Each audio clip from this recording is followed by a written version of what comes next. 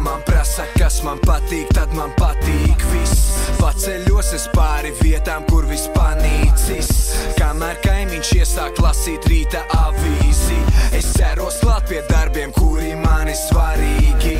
Es esmu tas, kas veido pasauli, kur dzīvot man, kur dzīvot cilvēkam, ikvienam manis mīļotam.